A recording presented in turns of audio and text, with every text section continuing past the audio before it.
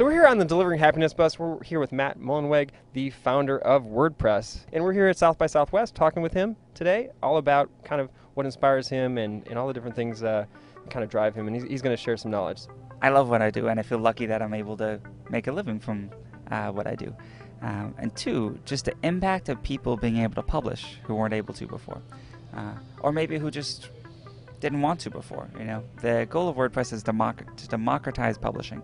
And every time I meet someone who's like, "Oh, I've been meaning to for years, and I finally started a website. I finally started a blog. I finally started something," that's really awesome.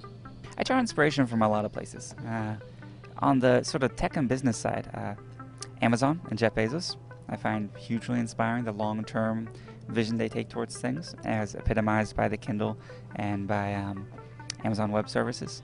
I've always admired Ray Ozzie a lot, actually, because of some of the things he did pre-Microsoft and both while at Microsoft, and now hopefully post-Microsoft as well. And Tony, I think his whole message about happiness is a pretty cool one. My vision for WordPress is really to be a platform for the web. So the stats put us somewhere around, I think last year it was around 10%. Right now it's around 13 or 14% of all websites are running WordPress. And I really think of WordPress as a platform. And so I want to take that to 20, 30, 40, 60%. And so just expanding what the base of WordPress enables other people to do through plugins and themes. So it becomes something that just, if you're making a website, it's so obvious you're going to make it on WordPress because that's how it's going to work and look the best. The number one thing I screwed up probably in the history of WordPress. We had just gotten big enough to need a full server. I couldn't quite afford it, and we were paying for things and everything. And I accepted this advertising on WordPress.org. But I didn't really vet the advertiser, and it ended up being a little sketchy. It's what we would now call spam links. It caused a huge hubbub. It was pretty rough. On the bright side, it turned around to be really positive. It was actually when more people donated to WordPress than ever before. We took the links down, obviously. A ton of people donated, which was really nice. And the experience sort of got me thinking about spam in a different way.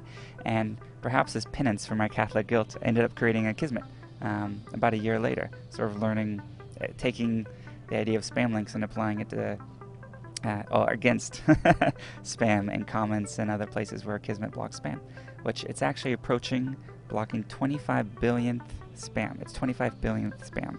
I'll talk about a trend I don't like. As our ability to shape and change network traffic in real time increases and increases, powered by innovations in companies like Cisco and places like that, it can also be used for bad purposes, as we've seen most prevalently in China. And I say China not because they cut off the internet, because they do something much worse. They, just hide certain things. So you think you have the internet, but you're actually getting a highly filtered view of it. And then, obviously, it's not as interesting, but when, Egypt or Libya or one of these places where they just hit the kill switch. That's easy. Hitting the kill switch is easy. And it's also, I think, very ineffective because people know what they're missing.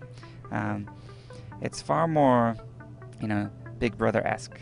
Just sort of selectively filter things. So there might just be a broken link, or you might think the server's down, or sometimes they return errors, like 404 pages. But actually what's going on is certain content is being withheld from you, and that has a far more insidious influence. If you're just getting started, it's really good to just meet as many people as possible. For me, my big break actually came here at South by Southwest 9 years ago. In 2002, I sort of just, as a kid, came to South by Southwest and met a ton of amazing people. Met Jeffrey Zeldman, who was one of my idols. He was actually kind of the reason I came to South by Southwest. And I was just at a dinner.